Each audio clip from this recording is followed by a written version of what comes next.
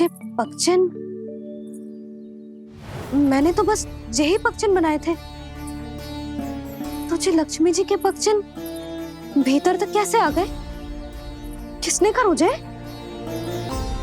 इसका अर्थ तो जे है ना कि लक्ष्मी जी सच्ची में हमारे घर पधारी हैं।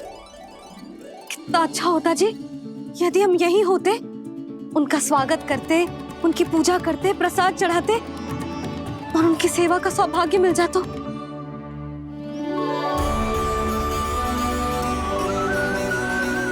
वो तो अभी भी मिल सकते हैं मैया, लक्ष्मी देवी सामने ही तो है।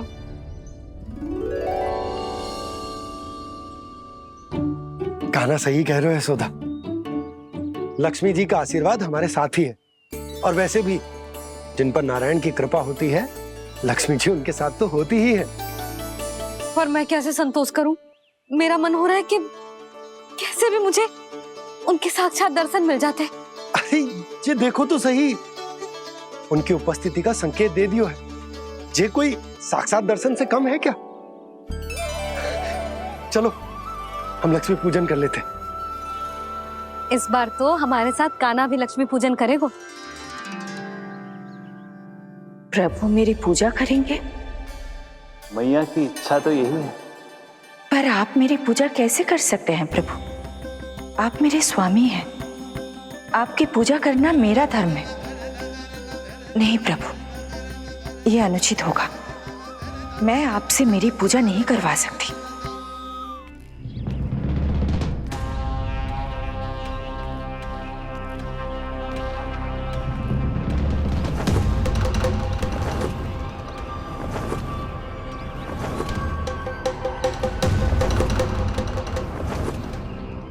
बस करो बकासुर, बहुत हुआ ये लुका छिपी का खेल।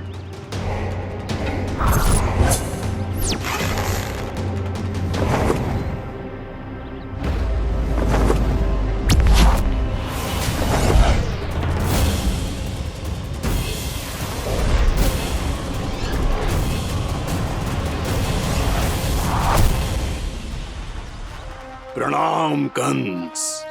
छिपे रहकर दूर से ही प्रणाम करोगे? सामने आओ बकासुर।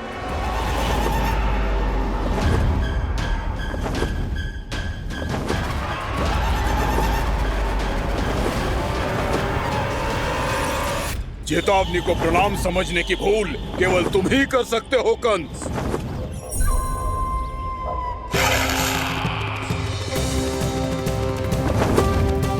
अनगिनत युद्ध करने के बाद भी जिसने पराजय का कड़वा स्वाद न चखा हो, उस अपराजय विजेता का अपमान करने की मूर्खता केवल तुम ही कर सकते हो बकासुर। अपने दिव्य अस्त्रों से किसे भयभीत कर रहे हो कंस? उसे जिसे संपूर्ण देवता भी मिलकर परास्त नहीं कर पाए थे। समय के साथ तुम्हारी स्मरण शक्ति पर धूल लग गई है बकासुर।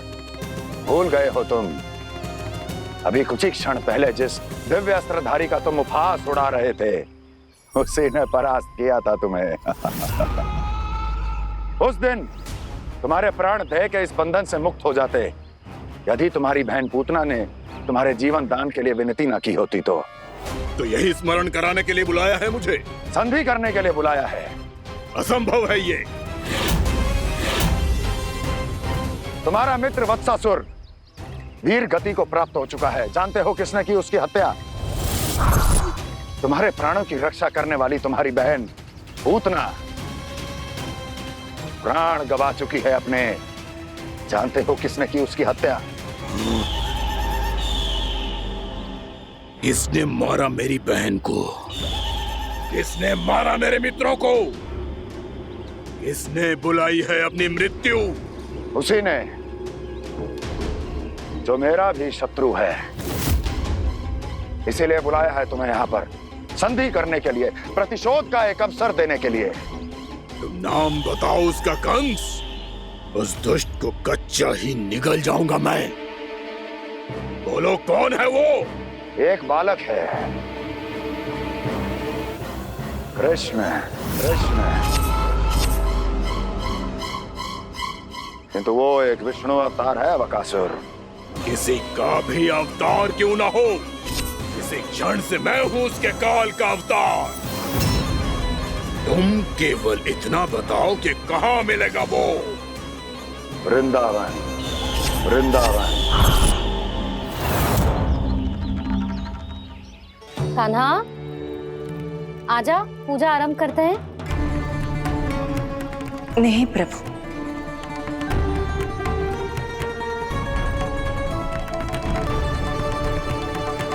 क्या सोच रहे हो लल्ला? आजा।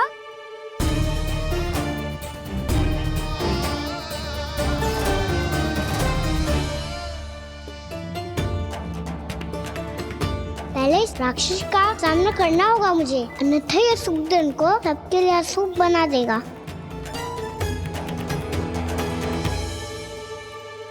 मैया, लक्ष्मी जी की पूजा से पहले सारे घर में दिए जलाकर उनका स्वागत करना चाहिए ना? कितना सयाना होगा मेरा लल्ला। चलो जी, दिए जला। आजा। प्रभु मैं कुछ नहीं जानती। कोई भी योजना बनाइए, कोई उपाय निकालिए, पर आप मैया को मनाइए। आप मेरी पूजा नहीं कर सकते, ये शोभा नहीं देगा।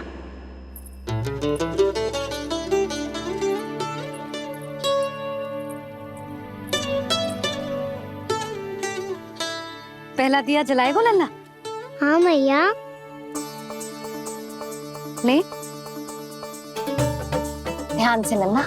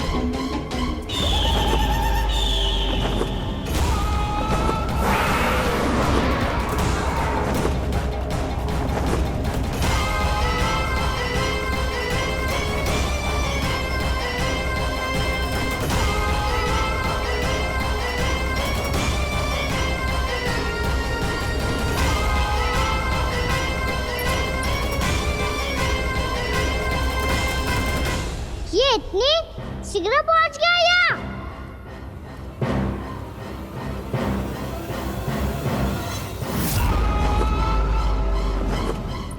जिस श्वेत रंग का आकाश में क्या गया?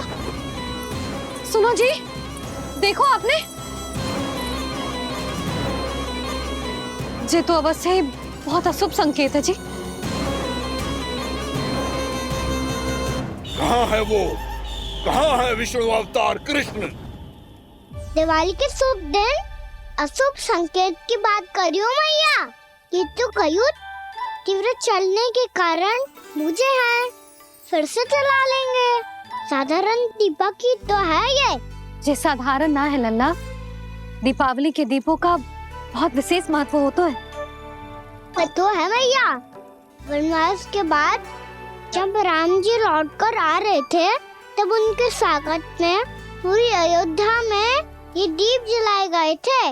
दीपावली अमावस्या की रात को पड़ती है और रात का अंधेरा मन के भीतर के उस अंधेरे का प्रतीक होतो है जो बुराई को शक्ति देतो है।